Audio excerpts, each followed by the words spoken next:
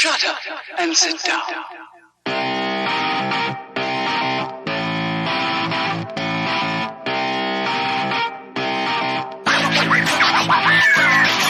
What's up, everybody? Welcome back to Third Shift. This is episode 308. And I, of course, am your host, your funky leader, the greatest man who's ever lived. It's me, it's Matt, and I'm pumped for the show. And why am I pumped for the show? Because I always am. Stop asking me. Why do you ask me this every week? But anyway, with us, as always, it's my buddy, the light bearer, the light bringer, the light bear bringer, the beastmaster of Third Shift. It's Eric, and he's here to tell us, as he always is. Eric, you know, my good old friend. What's been happening this week? How was your week? What's going on? What's doing? We had a weird week, Matt. Here's the deal. I don't remember it. I was sitting down and I was thinking about it, and I went, "This is a classic." I don't really remember what happened. I have no memory of this last weekend, and I don't know why. But I'm assuming I was home, right? We played Tiny Tina's, right? We did indeed do that. Okay, so I have to assume I played Monster Hunter Rise with Shay too, because that's what I do on Saturdays. But I don't remember. It's weird. So weird. And then I go, well, what did I do in real life? I don't know. What did I do? I can't remember. I think I maybe worked outside in the garden a bit and messed around out there. I think I mowed the lawn. I do remember that. I mowed the lawn, you know? And then I went to work every day. And but I will say this. Tiny Tina's, we got on there. And I'm confused, though, because we played that. But I remember us already talking and giving it guff because, you know, playing exactly what we wanted to play at that time, but feeling obligated. It feels like we had that talk. And so it feels like that was something we did last week. Right. And so it's throwing me off. It's throwing me for a loop.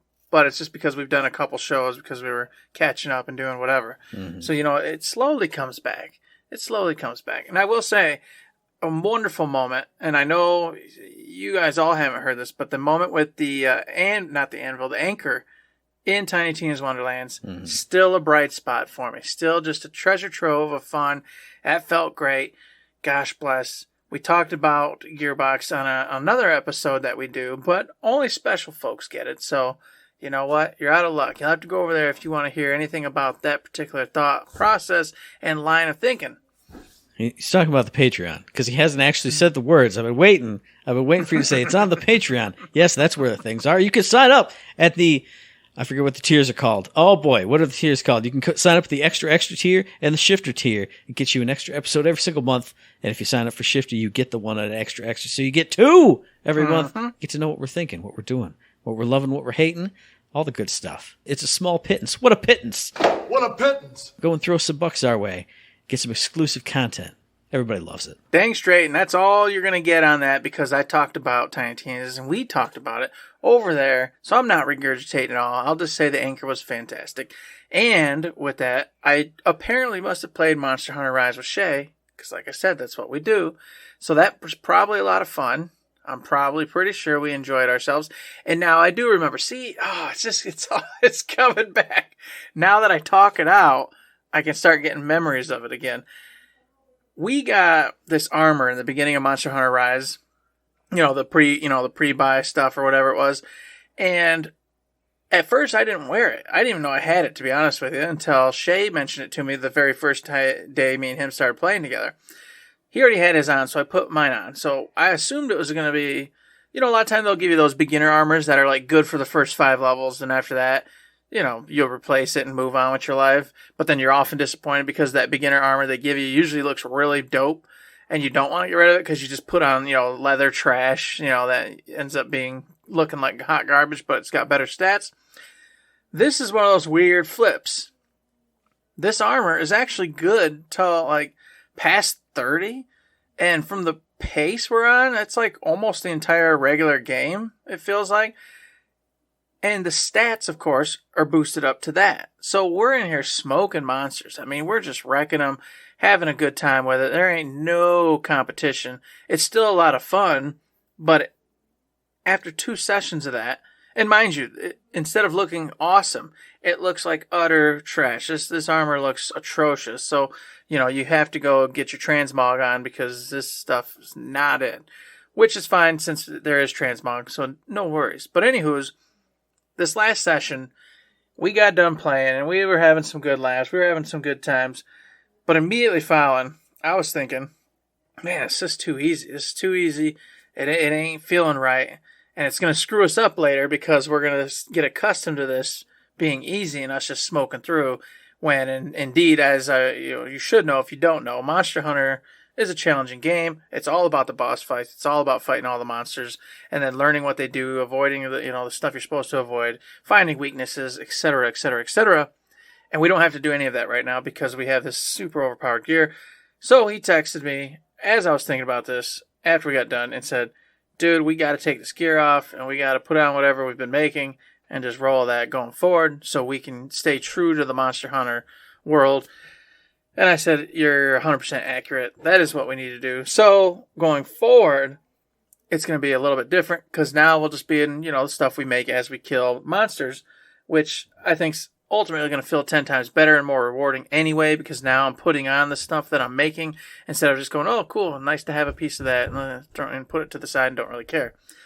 So, yes, Monster Hunter friggin' Rise was played. Tiny Tina's Wonderlands was played. And then just the other day, I put on Yakuza Like a Dragon. And it's funny because I remember early conversations which reminded me of that. At first, Matt wasn't too hot on it. And then that stuck with me, even though later conversations he came to, really love it and appreciate it and had a good time with it. But one of the reasons why is a reason why I'm enjoying it, but I understand 100% now. I got about 2.5 hours in, and I don't think I did anything. I think I just watched a story for 2.5 hours. In fact, it was so weird that when I woke up this morning, I thought I was watching an anime. Because I was like, man, that anime, what did that anime call it? And I was like, dude gets into Yakuza, and I'm like, shut up, dummy, you were playing Yakuza. Oh, no, I wasn't. I literally was just watching Yakuza for about 2.5 hours, and which was cool, and it was fun, and it's super engaging, and I'm still thinking about it. It just put me off for a minute, though, because I'm like, well, I hope this isn't all the time, because I wanted to get off at like the hour 30 mark, hour 40 mark, and I couldn't. It was just more scenes. I wasn't going to skip any of it. So I'm like, well, I got to watch it so I know what the hell's going on, what's motivation. And it's definitely not all the time because there's a lot. Well, I mean, I played the gameplay just to play the gameplay in a lot of sense. Mm-hmm. But the story sequences are long and detailed like that. But I think the intro is especially so because they have to set up the new character, all of his associations, it's not a new world, but essentially the new world that this game takes place in. Uh-huh. Because there's like almost no association to a bunch of the stuff that happened in the past where it could just be, here's Kiryu, here's 30 minutes of what his situation is, and then you're running around town doing stuff. Here, brand new character, brand new Kamurocho, brand new life, brand new time setting in some cases. It's weird because I don't remember that being the case, but like you just talked about before, now that you mention it, I'm like, yeah, it was a long time to get into some gameplay, but worthwhile time because the more time you spend with characters, the more you blah, blah, blah. All the more you like them and can relate to them in the end. So once again, not disappointed at all. Had a good time, but definitely was like, oh crap. I for whatever reason, just wasn't ready for that and didn't think I was going to get sucked into a 2.5 hour session. Mandatory session, by the way, except for, I think there's like 2 spots in between where I could have probably saved and got off. But once again, being fresh to this, I wasn't aware that every time I entered one of them scenes, there was 20, 30 minutes of my life that I had to wait and go through it or just do it all over a different time. So something to learn, something to know in case you want to get into the Yakuza Like a Dragon, which I recommend you do. It's been on pretty much every platform free at some point in time at this point. But I'm enjoying it. I can't wait to play it again. When? Hopefully this weekend. But a lot of stuff coming. We got family visiting, birthday parties this weekend, all sorts of stuff going down. So we'll see how that goes. More importantly than it being free, it's also really fantastic. Like it is fantastic. Good. Like it's amazing. It's awesome. Once you get all the classes and you're doing all the stuff, it's just the gameplay is just so fun. It's just yeah, it's great. I got to get that perfect guard under control. It's very 50-50 for me right now. I'm like, I think I got it. No, it didn't work. Mm-hmm. to think I got it. Oh, it did work. Sweet. So I don't really know where the sweet spots are at all yet. I'm just 50-50 on it. So hopefully I can get that under control and know, like, exactly when to get that stinking button. Leveling up the jobs and getting the cool abilities that have little cutscenes that go with them. Oh, it's just, man, I just want to talk about that now. That's so good. Oh, and then the side games, the mini games, and the management thing. Oh, man. Yeah. Yeah, I haven't even got to any of that yet. I can't wait. I haven't even got to know that stuff. And I already know the abilities are going to be fantastic, and I'm looking forward to that. And then, of course, I'm just looking forward to getting companions, more people in the party, more stories to follow, things to do with my folks, and just the interactions that are going to go therein because, man, so far, fantastic. And, that's been about it, I think. I'm sure I'm missing something, but that's been the gist of it. And working, the usual stuff, going out and about and doing this and that, and then talking with Matt, and now we're here. We made it to Thursday. What about you? Well, I hear you out there, podcast listeners. I know what you're feeling because you heard Eric say, I don't know what I did this week. You went, gosh, what a dork. What a loser. I can't comprehend that. And I'm not along with you. I go, I can't comprehend it either. But guess what? Guess what I did this week? I don't remember either. Let's see. It's been such a weird, jumbly week. Nothing's really changed, but it's just, everything's just been weird. I know on Friday, we played Tiny Tina's Wonderlands. Had some fun, had some not fun. More about that on the What You Playing Third Shift as usual. Then I know I have, on the video game front, obviously, also played and streamed Final Fantasy V Pixel Remaster. And that is just, since I can't remember much else that I did, that is the highlight of the week. Whenever I get to get on and play a Final Fantasy Pixel Remaster, whichever one it is, and stream it and have fun and do voices and just be zany and ridiculous, it's just a ton of fun. So come on over to twitch.tv/ThirdShiftMe and have fun with me. I'm at the second world now. I'm following a guide to just make sure I don't miss any things. Just because there's a couple different worlds in this one, so you can miss enemies and items from the first world if you don't get them while you're there before you go to the second, that kind of thing. But, I'm trying not to... It doesn't have story spoilers. It just says, after some scenes, check this. When you go to this area, fight these 3 enemies. They'll fill out the bestiary. So I had a beautiful moment on the last stream. I went to... What was the name? I've thrown away the page already. I don't remember the name of the castle, but it says, down south here is Kazis Castle. Right outside, you can find the Kazis Beast, or whatever it is. Find the Kazis Beast? Oh, it's pretty tough. But it's cool. I got blue magic. I got 1,000 needles. Everybody knows what 1,000 needles does. 1,000 points of damage. Kill the thing. Couple rounds. No sweat. Okay, cool. Inside that castle, you'll find this enemy. It's a little tough for now, but you should encounter it so you don't miss it. Okay. Go in. It's some big, I think it's called Shield Dragon. All right. 1,000 needles. Go. 1,000 damage. Next round. 1,000 needles. Go.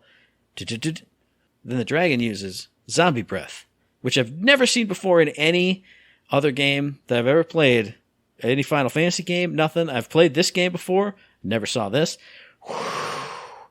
Huge amount of damage. Bunch of party members turn into zombies. Now, that doesn't just mean what it traditionally means. What I always think of is Final Fantasy X zombie, where you are just undead, so cure spells hurt you, and death spells heal you. No.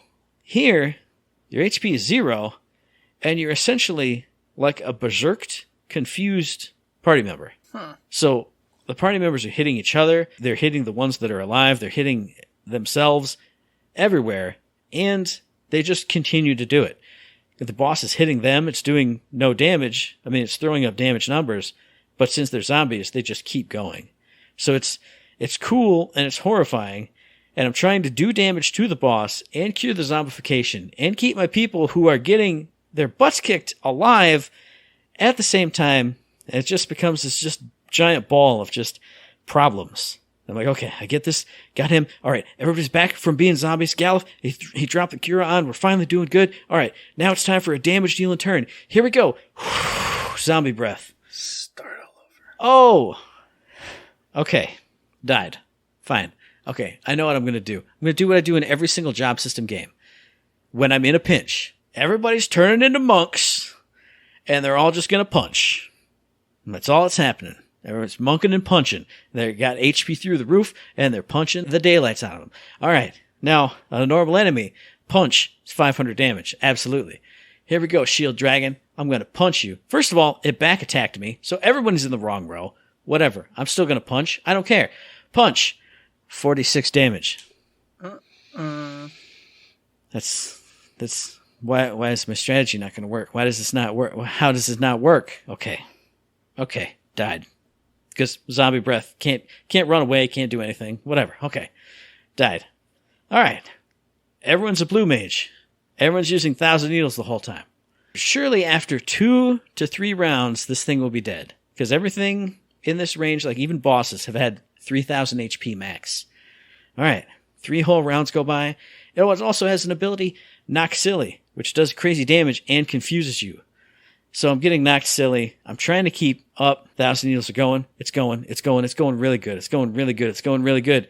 Flee. Oh. Now, I would say in any other game, when there's a bestiary to complete, if you run into the enemy and survive the battle, you get it. Not in these games. You have to kill this enemy. Okay. Go in. There's a class called Beastmaster. It can control enemies, apparently, sometimes. Before, it's almost always worked. Here, just rounds. Control. Try and control it. Got it. Kill it with its own moves. It has like a squadrillion HP. Its own move, Blaze, does like 4,000 to itself every time. I had to do it like 11 times to this thing. Okay, it's dead. It's in my bestiary. Whatever. I look at the guide, because I'm like, okay, I got to go to the top of this castle. Surely. It told me to go in the castle. Go to the top of the castle. Here's where the legendary items are held. Okay. Is there anything for me to do here? Go all around the room. There's a weird, like, tile that's glowing. Does nothing. Look at the guide. After you fought that enemy, just leave, and actually the story is like 1,000,000 miles south. I did all this for nothing. Like, not for nothing, because I did get it. And I killed it twice, because I am a stubborn badass. But it was just that moment of just 20 minutes of pain. You can hear it in my voice, because I listened to the VOD. And you can just hear the, what? Going here, because you have to go up. I went up the castle, all the way, fighting the damn things, down the castle. It's only a couple screens, but I got to the top. I'm like, all right, surely here's the story mission's going to take me away. No, you just have to go back, and you have to do it again. So it was an ordeal unto itself, but the game is still a ton of fun. I love all the characters. It's a job system game. I love when I get to the end of a battle and it says mastered next to my job level, and I go, oh boy. I rub my little hands together and I go, what's next? What of my favorite classes do you get to change into now and use that awesome ability? Oh, I didn't even talk about the animal's ability. The animal's ability is the best. I've come to realize anybody who talks about this game doesn't have any idea what they're talking about with jobs and abilities. Everyone says Geomancer is stupid. Oh, it just does random abilities, whatever. But all its random abilities kick ass. Oh, you can be a ranger? You can get the animal's ability. That's stupid. It just does random stuff. But sometimes those animals kick ass. It's awesome. It's fun. It's a great time. I love it. And it's amazing. On the real world front, I don't remember. Played stuff with you. Watched SummerSlam, which was a pretty fun show. And then we did a bunch of Patreon episodes, which I think is what's going whoosh. That's just washing over everything. No time for Triangle Strategy. No time for Persona 3 Portable. No time to read a book. No time to do anything other than just stress and go back to work. It's a great week. It's a fun week. Yeah, exactly. It has been very strange. Can't wait to hop into a weekend, just like I need y'all to hop into the release this week with a cool little title, Matt, called Frogun. All right? Developed by Molgado. It's on basically everything: Switch, PlayStation 4, 5, Xbox. Okay, I gotta interject because there's an independent wrestler called the Frogun. Is this his game? He dresses up like Sho'nuff from The Last Dragon? If you even think about stepping to the Frogun, get ready to get put on your neck. I'm assuming not. No, this is not It's him. not. No, this game is a throwback to the PS1, Nintendo 64 days, 3D platforming with the 8-bit, 16-bit kind of music in the back. And you are Renetta, and you're the daughter of these two super cool explorers that know everything and doing everything. Well, they go to this Beelzebub ruins, and they tell the daughter, they say, don't you follow us, because it's dangerous. Well, what do you think happens? The parents go missing, Matt, and you, the daughter, gotta save them. So you brandish your mom and dad's secret brand new weapon called the Frogun. The Frogun! And guess what? It's a froggy in the shape of a gun. Isn't this the plot for like literally every release Everything? that you do? Yes. Parents Yes. go and then they disappear and you got to go chase them down Now, with some isn't kind of that magical funny? weapon. That's what I said the dark is. Your grandpa goes missing and you got a magical flashlight. You got to go get him. Here's a froggy gun because your parents are missing. Mm-hmm. Goodness gracious. It's almost like, they all follow a theme here. All these little tiny indie games, it's tried and true. So why go against the grain? It works. All right. You get motivated. You want to go in. The fun is in making the game cool, getting some extra cool things in there, something unique, something great. Well, the unique thing here is Mr. Frogun's ability. Frogun! As he shoots out his tongue. And what that does, it works like a grappling hook. So you're going to go 3D platforming, collecting coins. Surprise, surprise. You're going to collect red coins, green coins, regular colored coins. You're going to find obsidian skulls. Every level has many different things to collect while you're going around, pursuing the end of said level that you need to do. And on top of it, there's also a timer. So while you're figuring out these puzzles, using your Frogun abilities Frogun! to get to the next platform, to get to the next spot, moving blocks, moving this, busting pots, the typical old school 3D platform in action. Spikes are involved, baddies are involved, you gotta use your Frogun and whap them off, Frogun! The whole thing. That's all there. That's all happening. No, I got to interject again because that's okay. So when you and I need to make a video game, some kind of indie game platform or whatever, and on the back of the box, quote fingers, that'll be our selling points. Spikes are involved, baddies are involved. Perfect. Sold. Perfect. That's Sold. it. That's classic. It's a classic adventure. No, spikes are involved, baddies are involved. I don't know why, but that just tickled the funny bone. Because it's so cliche. This game just looks like, it's perfect. It is what it wants to be. It wants to be a throwback to the old school original 3D platformers. And that was usually what the case was back then. You had spikes you had to get over, fireballs shooting off of walls. You had bug or dragon baddies, whatever the baddies were. In this case, they're like weird looking bugs. Because it's all super crappy polygons, you can't really tell what they are. I can't really tell anyway. They just some look like bugs, some look like pufferfish. So the baddies down here in Beelzebub ruins are definitely pretty strange. But you're going through it to find your mom and dad. And then, on top of it, for whatever reason, apparently, some levels, instead of collecting things and then getting done in a certain time, which is another thing you gotta worry about, you'll have levels where your arch nemesis, your rival, appears. And he's Jake, and he's got a snake. So he's like Jake the Snake, Matt. Jake the Snake! Yeah, and his snake is called Snatch. Really weird. Don't understand it, but I guess I do because his snake does the same thing your Frogun does. Frogun! Snake lashes out and snatches the wall and then grapples good old Jake to the other side just like you. And he goes, "Har!" Pokemon style. "I'm going to be better than you. You're going to race me." So you'll have these levels interjected throughout the storyline where instead of doing the typical puzzle solving, move across the platforms to get to the other side, you're going to race good old Jake. And you got to beat him to the end. Well, beating him to the end means you usually can't collect all the stuff. So not only do you have to do the level once, you got to do that level twice. Because after you beat Jake the Snake, you got to go back and make sure you get all the stuff. And why do you have to do that, Matt?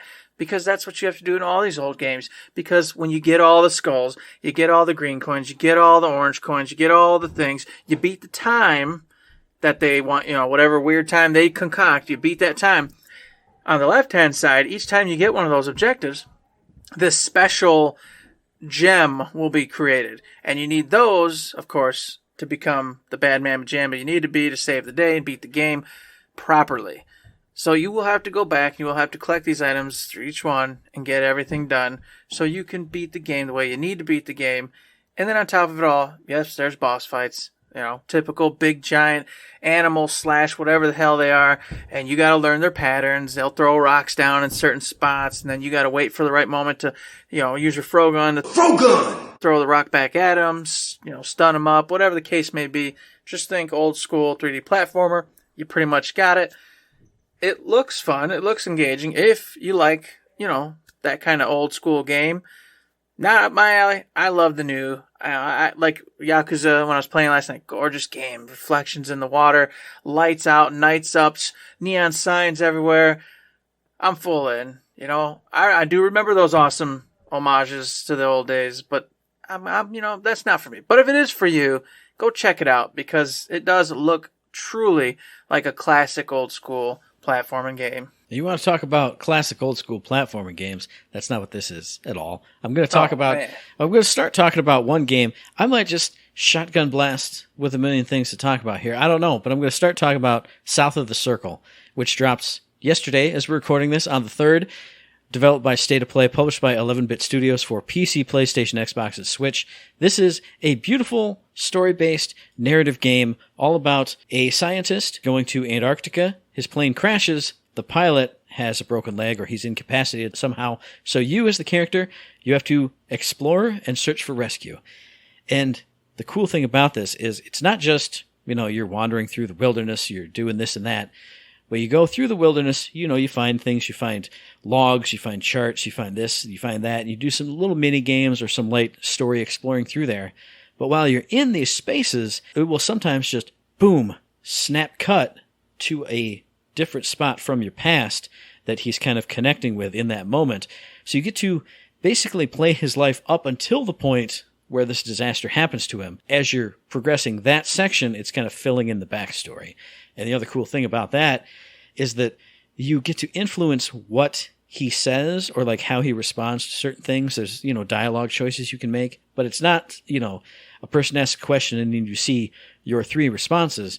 Your 3 responses are in the form of what emotion he is going to respond with or what tone he's going to respond with. It's really interesting looking because, it kind of pops up like speech bubbles overhead, essentially, or a little circle overhead, and each tone is represented by like a symbol. For some of the introductory ones that you see in reviews and stuff, it'll show that weird symbol and then like kind of hovering in the background of it. It'll be like anxious, nervous, blah, blah, blah, blah, or confident, cocky, this. So when the dialogue choice comes up, those bubbles kind of pop up one after the other. And so the first 2 might be super negative, but if you kind of let him ruminate on the question for a second, maybe that 3rd one that actually has the positive or the confident option kind of pops up. But you kind of have to keep in mind that silence isn't an option in this game, and it won't pause for you to just choose forever. So there is a little bit of a time limit on responses, but at some points, it may be beneficial to get a positive response instead of a stressed, a depressed, kind of response like that. So, I don't know. It's just an interesting game. It's something I do want to play. I've heard that as with a lot of games like this, the overall narrative is going to be the same, but the way that you can flavor it all along the way kind of changes, not the outcome of your playthrough, but it can change your playthrough as you go, because maybe he's a more negative person this playthrough. Maybe he's more optimistic here. It's interesting because on one wavelength, you are just trying to explore and survive and find things that you need, but on the other hand, you're learning more about this initial blank slate of a character. And I've heard the writing's really good, the voice acting's really good, the music is really good, the graphics are interestingly stylized. Like, they're not high poly graphics or anything, but they're kind of like, if they were that, if you shaved took like a sander and kind of shaved the detail off of some of them, it's not a rough polygon, it's a smooth polygon, but like the faces are kind of vague. They're not sharply detailed with all this stuff. But it's not a blank face either. It's a really interesting, just stylish choice. If you watch some trailers, watch a review, you'll get what I'm saying. It's a game that hooked my interest. Another game that hooked my interest, announced today, Eric. Tactics Ogre Reborn? Are you kidding me? Are you kidding me? I saw that and I was just like, God, I just can't do this. I can't do it. You can do it, Eric. You can do it, and I could do it too, because it's...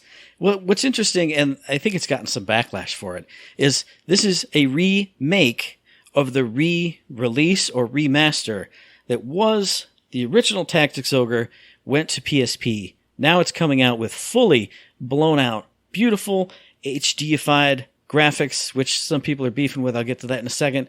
If you watch this trailer and it doesn't make you happy, we cannot be friends. Because I watched it and the music's all re-recorded, it's all reorchestrated, it's all redone. Voice acting. They got full voice acting now. The sprites, to me, look beautiful because they're kind of HDified. There's a quick 5-second bit where the unit is walking on the map. It is the prettiest thing I have ever seen. I can't explain it because it's not like graphically amazing and outstanding, but just the cleanness of that map and the cleanness of the text and the line that the character walks from city to city. Uh-huh. I watched it just a little bit ago before we got started, and I got chills because it looked so good. Now, I will say, people are beefing on the graphics because it's not pixel perfect, big, fat, chunky pixels. It's a little bit of smooth. But to me, it looks like, and people have said, oh, you can't say this. It looks like how a CRT would make those chunky pixels look. It's a little bit smooth. To me, it's just enough. I've seen games that are too smooth. This, I think, is the perfect amount of smooth. And if you don't know what I'm talking about, check out the trailer. Check out some screenshots. Don't check out the hater screenshots because they'll zoom in and crisp it up too much. If you just watch that trailer, it's just the right amount of like smoothly blurry, pixely. I don't want to say blurry because blurry sounds bad, but it's just that doesn't sound good. But it's got enough vagueness to it, or that works because you can see the pixels underneath the little vague smoothity. Mm-hmm. I don't know how to describe it, but it makes me happy. I saw it and I went, that's it. And then it's coming out this year. Yep. It's coming out November 11th, which makes me sad because of something that we talked about on a Shifter Monthly topic. But you might have to break the rules. What can I say? It's a game with units on a map and it looks gorgeous. What can I do? And it's a huge win for me because, hey, guess what? I never played this. I came late to the tactics type games. I didn't start there. So by the time I got into liking that, this game was, of course, already way in the purview. So right now is fresh, beautiful, perfect time for me to play a classic, play something, that I should have played all those years ago, but didn't ever get it to. So I'm so stoked. And like you said, just the little sprites, and I just love it. So like you said, the vagueness of it with the eyes, just enough in that little bit of there where you can see when they're mad, they're happy, they're angry, but not all the movements to where then you start, well, their teeth look weird. Those eyes are kind of googly. I don't really vibe with it. This is so simple. And just, as it should be doing, harkens back to the old days when, boom, squinty, mean eyes, happy eyes, or big, I'm surprised. Just basic stuff that made you understand what that character was feeling without it being up close and personal and getting that uncanny valley thing going on. I love all that old stuff like that. And I just said I don't like the PlayStation's polygonal 3D platforming all stuff, but I like this. So yes, I do play favorites, and I don't care. I can like what I want.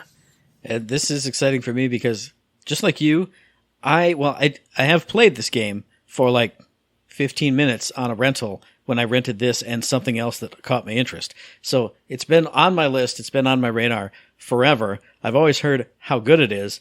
Never been able to experience it. I also actually bought it and downloaded it for my Vita, the PSP version. It's sitting on my Vita right now. Well, now I don't have to even play it there. I can play it on the PC. I can play it on my PlayStation. I can play it on my Switch. Maybe someday it'll come to Xbox. I don't know. But just, man, something about seeing this coming to life, hearing that orchestral music. Like I said, just seeing the little dude move on the map. It was everything that my childhood was. Sprites moving on maps, especially when you get to the Final Fantasy Tactics era of childhood. It hits all the right buttons, and it got me so damn excited. From when I first saw it to when I just saw it again right now, pulling up a screenshot, I went, is this really that good? Yes, it is really that good and that pretty. It is going to be that good. It is going to be that good, and it is going to be that pretty, and it's coming out in 3 months or so. And another game, Overwatch 2 is coming out in a freaking few months as well. Mm-hmm. I can't remember. That's late October, right? October 26th or something? Isn't it October 4th? Like we're October literally 4th? just 2 months out from it, I'm pretty sure. Okay, so we're only 2 months out. So that's not so bad. But I did have to say, man, they just announced today they're not going to do a third beta. They're not going to let anybody touch it again until it releases. And I was super sad because as we've said on a previous show, you got into the beta. You actually got to play some matches, have some fun. And I was super jealous because I had such a hard time figuring out how to get in this freaking beta. On the Blizzard app, it used to be super easy. I'd go into my settings. I'd go down to my little bead thingy, and it would state all the games I have, and it would say, "Would you like to opt in for betas for this?" And you just click the button. That's all you did. Clicked it, and then I was opted in for any betas for those titles. Hence why I've been in the alphas and betas for Warcraft for pretty much forever, and sometimes Diablo. That's not there anymore. It's gone. And then you were like, "I just pushed the button when it said join the beta." Well, I did that. Except for it took me just to, hey, reserve the game and you'll get into the beta. So I missed the bucket on it. Well, I finally found it, got in there, and then they just announced that they're not doing the damn thing. And I'm like, well, that was a waste of my life. Dang it. And I think I've mentioned it on a podcast before. I know I've mentioned it to you, but I was super sad. I mean, I got into the beta. I was like, all right, sweet, I'm going to play it this weekend. And then I'm surely going to just be in the game until launch because it's just going to be free to play. And the last beta, it started in April and continued on pretty darn close to that second beta release date, at least as far as I'm aware. But no, I got in for literally a weekend. And then they went, goodbye, see you later. Just like you, though, I thought, surely the third beta is coming. It'll be a month around the corner. No third beta. So I am sad because it did whet my appetite. I am thirsty and hungry for some proper Overwatch 2, and especially to get in there with a buddy.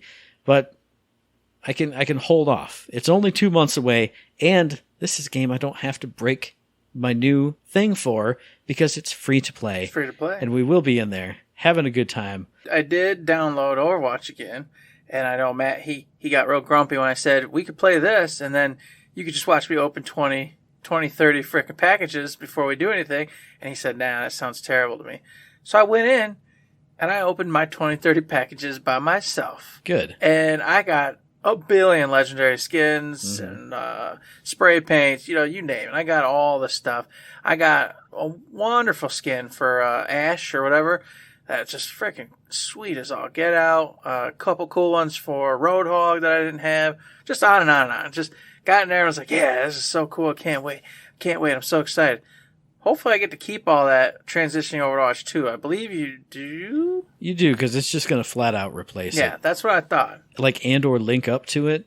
I mean, it's not going to matter because it's going to be free, so everyone will just transfer over to it. But when I did play the beta, I had all of my old Moira stuff. Okay. Because I don't play anybody but Moira. I had all my skins. I had all my sprays. It was all there. I can't wait to play more of that because even the changes to Moira, there's one change I don't like, but it comes hand in hand with one that I do. Because they changed your damage ball. It's not a damage ball anymore. If you hit an enemy with it, it lowers their maximum attack value. So it's a debuff ball. But the cooldown for that is no longer tied to the cooldown for the health ball. So even though I do not heal when I'm Moira, all I do is murder, and I still murdered in the beta. I think as we said on the show, I'm not sure. But now, when people do need a heal ball, I can actually throw it out because it's not, I don't go, oh, well, I just threw damage ball. Sorry. You got to wait for 10 seconds. Also, by the way, I just killed 3 people. So why do you need healing for? Because they're all dead and I'm carrying the team. But okay. So now I can just be like, you'll go, I need heals. I'll go heal ball. And then dodge over behind and then just murder people. It's great. I love it. It's so good. I can't wait. I want to play more right now. See, I'm so mad because you got to experience that, man. I don't know. Orissa's totally different. A different whole world for Orissa. And I'm like, yay. I don't know. I gotta feel it and touch it with my own hands before I can get excited or sad. But you got to already taste it. And you get to already just have that vibe going in. And I'm like, I want that vibe. I want to be able to go, yeah, those changes to Orissa are great. And she is who I want her to be. And I can't wait to play her. Or what is it going to be now? Maybe I don't. Maybe I'm like, oh, I guess I'm going to try to play Ashe or Roadhog or, whoever else I fancy at the time. It was so good, too, because they had Junker Queen, the new character, in there, too. But nobody knows how to play her. So even in just the handful of matches that I did get to play, it was like, oh, here's a Junker Queen. Easy pickings for me as Moira. Anybody else on this team who needs healing? Whatever. I'm killing Junker Queen because it's going to be super easy. And it always was. There were a couple that knew how to use abilities, but I'm so good. It doesn't matter. It's a blast. And we get to have that blast again in just 2 months because it will be new for everybody and fresh for everybody. Nobody's going to know how to play that character. It's going to be Sojourn and Junker Queen all the time getting murdered by us. And I can't wait for it. It's going to be so much fun.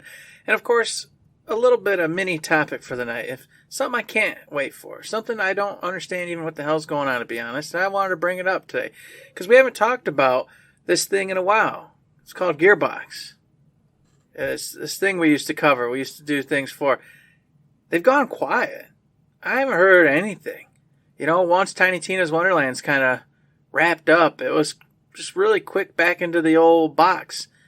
And it puzzles me because we know of a couple games that they've been working on forever, for years and years and years. And I'm like, what are they doing? The devs ain't speaking a word. Most things ain't happening. The only hint I have, besides stuff we already know, and we'll go on just the overall everything, but I want to, while I'm thinking about it, Duke Nukem, man.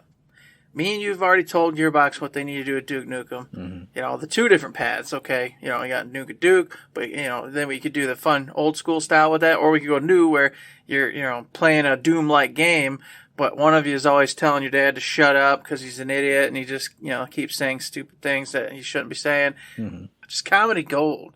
Would be fantastic. Anywho's, beside all that, they got a Duke Nukem movie in the making right now. That's happening. That's a for sure thing. You don't do something like that unless you intend to do something in the core realm either. You just don't. I 100% do not believe that they're just going to make a movie and not have a game to go along with it at some point.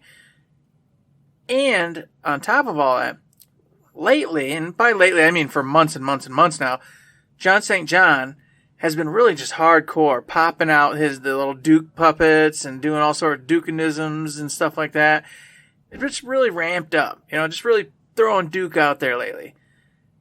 And then, of course, somebody just recently was like, hey, you know, you guys need to get a Doom-like Duke Nukem game. You know, exactly what we've talked about before. And he said, we can only hope. That means absolutely nothing. But he did say that. And on top of him doing all the Duke snippets lately, just kind of ramping that up out of the blue, because before that he really didn't mention Duke Nukem all that often. It was a lot of the cruise stuff he does and things like that. He was talking about a lot of, I don't know, I just feel weird, man. I feel like there's a Duke Nukem baby going on somewhere, and we got no clue on it, let alone some of the other stuff they're working on that we do know about that they haven't said a frickin' peep about. What's going on, man? What the hell? Where's Gearbox at? Huge. They got 2 studios, Quebec and Frisco. So they got multiple teams that could be doing multiple games, and we haven't heard nothing. So as you've been talking, I've just been scrolling down on the Gearbox official Twitter, and I will tell you 99.9% of their tweets have just been Gearbox publishing stuff. Mm-hmm. No Gearbox software stuff. Yeah, nothing. No nothing. Like absolutely nothing. But I will say, because the very thing at the very top, was you said, ever since Tiny Tina's Wonderlands wrapped up, they've been all quiet on the Western Front. Well, today, as we're recording this, they tweeted out that the new class for Tiny Tina's Wonderlands will be dropping soon. So a whole new class with a whole new skill tree. Some people have been still working on an actual game, Mr. Eric. I don't know about anything else. I can't speculate on anything else. I feel, you know, I would like to agree with you in that there should be some Duke stuff coming out, like a traditional Duke 3D type of game. But I don't know. I get what you're saying, because there's been a little bit of the movie buzz. If you look on GearboxLoot.com, they just dropped a whole Duke collection of all kinds of stuff, and other stuff too, of course. But I feel like that's not something you just surprise drop. And if it wasn't something you surprise drop, I feel like we would have heard more about it by now, or at least even just a sneaky Randy Pitchford tweet of, hey, working on some stuff with an old friend, and, you know, a little picture of a Lego Duke or something. I don't know what to think about. I would love it. Working on something, Matt. Obviously, they're working on something. What, obviously doing something. What could it be? Brothers in Arms is finished. No, never talk over. About it again. Okay, stop talking. Never say it on the podcast. podcast. That's what I'm saying. It's finished. It's gone. They must have just threw it in the trash can and decided never to release it. That's been something since we started the show. Yeah, that's been worked on. So it can't be that. That's over. Gone. Trash can. You got two studios, tons and tons of players, and by players I mean devs. They're doing something. They gotta get paid for something. It ain't all of them working on a new class for freaking Tiny Tina's Wonderland. I'm just saying, because you said there was nothing new in that department. Okay. Literally today, there's new in that department. You proved me wrong with one thing here. Yes. They're doing something. They got to be doing something. And we've talked about Project 1v1 for a while. I think that's just dead and gone. There's nothing. I haven't heard pipe or tail about that. Who knows that it was even for at all? I don't know. I can't. We've had a whole episode where we talked about hoping what Gearbox could do in the future. Break into adventure games, break into RPGs, just go completely redo themselves and do something new that they haven't done. And being first-person shooter. Well, here's something that we've forgotten about that I just remembered as you were talking is they did announce, so they are obviously working on, but I feel like this is probably going to be the next step, the next Tales from the Borderlands. Yeah, that's true. Because we kind of talked about it, after Borderlands 2, before Borderlands 3 was officially announced and teased, we're like, man, what are they working on? It's taken such a long time. That dropped. It was big for it was supported for about 2 years because we had the one season pass and then the two that had the director's cut stuff, which was kind of, in my opinion, the end of it. Mm-hmm. Moved on to Wonderlands this year, which I feel is not going to get that continued support. So what could come out next year, because you don't want to overshadow Wonderlands from this year, there would be a smaller dose kind of in a Borderlands area. Boom, Tales from the Borderlands. Because it's too soon for a full Borderlands, I think, even on a development side. I think that would be 3 or 4 or 5 years out. I don't know. With the way it's been going, everything has been so slow going, I don't know. But I feel like Tales. Everybody's working on Tales. That's what I'm going to pin my hopes on. They're moving to the adventure game space. They've already announced it. Next year, holiday season. Boom. Perfect. Now you say that, and of course, you just put me in a 50-50 mood. Half of me is happy, because you're right. They did say they're going to be making another Tales from the Borderlands. So obviously that's probably something that's in there getting all done up right now. And I would love that. I love Tales from the Borderlands. I would love to play another sequel to that. That's a dream. But right now, Matt, me and Borderlands, I'm not vibing. I want something in between right now.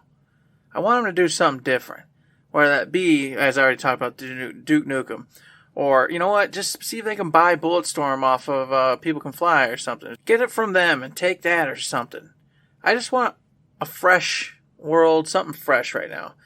Don't get me wrong, I want Tales from Borderlands 2. I just feel like going from Borderlands to Borderlands to Borderlands, it's too much. It's like someone's like, hey, Eric, just eat Big Macs for a whole week. I'm like, well, I love a Big Mac once in a blue moon, but not for a week in a row because it's going to hurt my tummy and make me feel bad. Well, I mean, I agree with you. I like seeing them branch out and do stuff. But you have to remember that they did that with Battleborn. They went from Borderlands to Battleborn to Borderlands to Wonderlands, which is Borderlands. Mm-hmm. So, obviously, we all loved the game. Everybody in the community, the listeners, they all loved it too. But from a financials point of view, 2K. from a 2K point of view, I don't know if they get to do that again, or is it Tales from the Borderlands and then the next big release is a full Borderlands, or Tales, maybe they set up the engine with this one and then it's a more frequent release than every 3 to 5 years where you got all the stuff, just make a new story in that universe using that new engine. I don't know. But quick side tangent, then we can get back to it. I was on Twitch the other day and I was like, what's on the games tab? And I went almost straight to the bottom and I saw Bulletstorm Full Clip Edition there. And I went, oh, I'll watch somebody play some of this. And it was a dude playing Bulletstorm Full Clip Edition in Duke mode, starting from the beginning, having some laughs and having a blast. And it reminded me, like we always say on the podcast, how much I want to play that game again. So I will 100% support you. I would like Bulletstorm 2 to come from Gearbox or even just from Gearbox Publishing, and they had somebody else make it, because that game was phenomenal, and that would be a perfect in-betweener. It's a bigger first-person shooter game, but completely unlike looting and shooting, looking at drops, looking at this, just action, crazy combos, doing everything else. That's a perfect palate cleanser right there. So I'm with you on that one. So that'll be the publishing side. There, we got it. Publishing, go get People Can Fly, get Bulletstorm 2 in there, and make that a thing. Can't wait. Super excited about it. Gearbox proper, you belong to Tencent now. That's who got bought up from. What's the other thing? Or Embracer. Sorry. Embracer. There we go. You were looking at the Ubisoft news. Don't know. Yes, I was. You're exactly right. I was earlier. So they don't got to worry about 2K except for with the Borderlands franchise anymore. They're getting money to do anything they want from Embracer. So what I'm hoping is that there is something currently being made, even if it's not Duke's, just something new or fresh or whatever. Because Randy and the team, even though Battleborn didn't work out, I don't think they're scared to try new stuff. I don't think, they're like, oh, it didn't work. That's all we can do with Borderlands. I don't think that's not their vibe that I get. So I feel like even if you're correct and Tales will be like the next one, somewhere in this puddle, I think some Embracer money's happening, and I think something fresh is coming out. I hope it's before Tales, but something. I feel it. There's just something being made somewhere in there that's got some new shine to it. I mean, we've talked about it a million times, but not for a while. I kept thinking of the traditional 2K publishing, partnership that they had. But it's still hard to say, do they have that freedom with Embracer Group? We've heard, hey, they're great to work with and we all love them, but the proof is in the pudding and we haven't seen, my cup is empty right now. Mm-hmm. I'm still waiting for my waiter to come with a little ladle and put some pudding in my cup. So I would love that. And, I mean, we've talked about it a million times. I love it when they branch out, when they do crazy stuff. If they have the freedom to do that, I hope they're doing that right now. But I don't know. I'm stuck. I'm stuck on Realism Rock here. Like, I want to get over it, but it's stuck in my side right now. It feels bad, but I don't know. Give me a tease. Give me a hint. Give me a concept art. Give me a something. What have we always said? Give me a peek behind the curtain, just a little bit. And that's what it boils down to. And this is the wrong move I think Randy has made. Is Randy's come out on Twitter and other spaces and simply said he don't want to play that game no more. Right. He doesn't want to give teases and show off stuff because then people take it and expect too much or, whatever. And to be fair, people are so mean to him all the time that even when he does give you a piece of pie, people go, oh, I wanted cake though, and I don't like you in your face. So yes, that's true. I don't blame him, but as a fan, I would like even just like a little bit of whipped cream. You don't even have to give me the pie. Just put a little whipped cream on the plate. And that's, like I said, I think the problem is I love Gearbox games. And I want to know what they're up to. I want to know what they're working on, at least to some extent in some way. And they're just not giving it. And the problem with that is I'm drifting. Now I'm like, well, okay, Gearbox isn't giving isn't giving me any tea, isn't putting anything in here. I guess I'll go see what Square Enix is doing. I'll go see what Ubisoft's up to. I'm gonna go see what these people are up to. And then I get invested in them, and they keep chunking out stuff.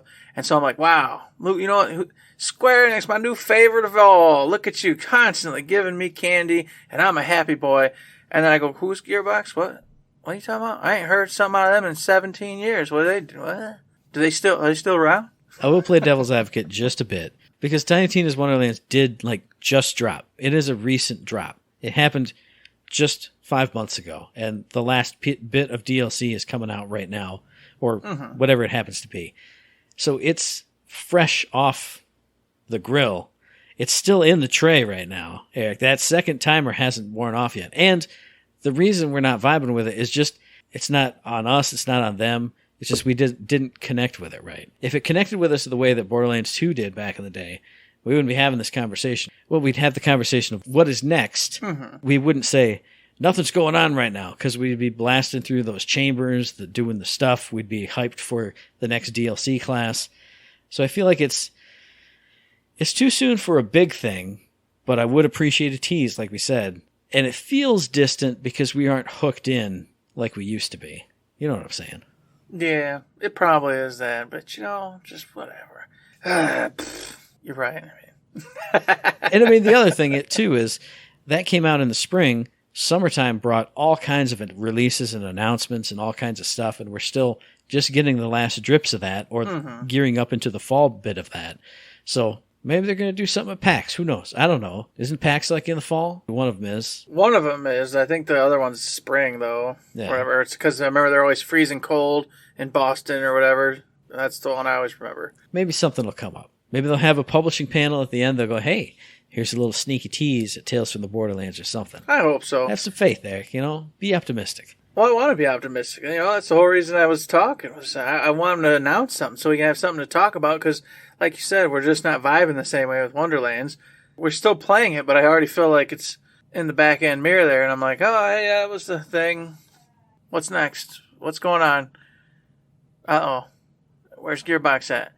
Doesn't matter, like you said, that it was 5 months ago. It just feels like it's old and gone now, and I'm like, what are we doing? What's next, Gearbox? I need something. What you got for me? Give me some drugs. Give them to me. I need them. I can't help but laugh because it doesn't help that we only play like once every 2 months. Yeah. Because everything's been going on. But hey, what about you out there in podcast listener land? Are you hooked in? Do you have the vibes? Because you can't, because I literally looked at their Twitter and there wasn't any new game teases or announcements. But if you have the vibes, if you have the inside scoop, if you have the inside source, let us know what they're up to. Or just let us know what you're hoping they're up to next via the email thirdshiftme@gmail.com, on the Twitter machine at ThirdShiftME, and find us on Facebook under Third Shift. Indeed. Take a look over there. We're there. We're all over the place. I mean, they're even in my car. I pop it up. My little cool screen says Third Shift Podcast. I'm like, wow, that's the thing we do. It's on a screen. That means we're cool and important. Feels good. Feels great. So while I'm on that high and you're on that high, get on over to Patreon. Throw the buck in, $2, $3, all the bucks. Like I said, like Matt told you earlier on, we got a couple extra shows we do over there. Kind of just going into this, going into that, all sorts of stuff. If you want to know some more nitty gritty details and some stuff we talk about, that's where you're going to want to go. If you got the cash for it. If you don't, there's other ways to support us. You got the 5-star ratings on the iTunes. You can go over to the Spotify now. Rate us over there. You can send in mailbag questions. You want to have us talk about something specific, go ahead, throw it our way. As long as it relates to anything that is remotely entertaining to us, we'll probably talk about it. What do you know? All sorts of ways to help us help you. So consider one of them. And also consider listening to the very next episode, which will be dropping on the 11th, unless something comes up. But regardless, it will be dropping on iTunes and Stitcher, on Podbean, on Spotify, and on YouTube. And as I always say, hey, if you like what we're doing, you'd like to help us out, please give us a like, a rating, a review, a comment, a subscription, any kind of good thing on any one of those good services, because it does help us out, and we really do appreciate it. Indeed we do. Those 5-star reviews. Give it to us. Give it to us. I need Matt to go, walla, walla, walla. I need you to do a thing. And then I go, what? And then we got another new 5-star, and then I sail off the episode. All right, I sail right on off. And then on top of that, then I'll have a conversation post this with Matt where I go, we gotta get on that Wonderlands and put some fresh eyes in there and stop beating it down when it's not even a bad game. We gotta get it. I've never said it was a bad game. I've never said it was a bad game. I'm just jumping in. I know there. we've neither of us ever said that, but I'm saying we gotta. Maybe if some 5 stars came our way, we could sail to the heights and out of these desolate holes and maybe make something of it. I don't know. It's possible. It's up to you, the listener. Can you change the way the world's going for us? Let's see. Now, a very delayed segue is I'll say, if you want to hear me say, ah, wah, wah, ha, and do crazy stuff and have crazy voices, check me out, twitch.tv/ThirdShiftMe. I'll be streaming Final Fantasy V Pixel Remaster at some point over the next week, and you will enjoy it, and I will enjoy it, and we'll have a blast. But until that happens, because, hey, that is literally the next time that this will be said. There's nothing else to say, but don't forget to save.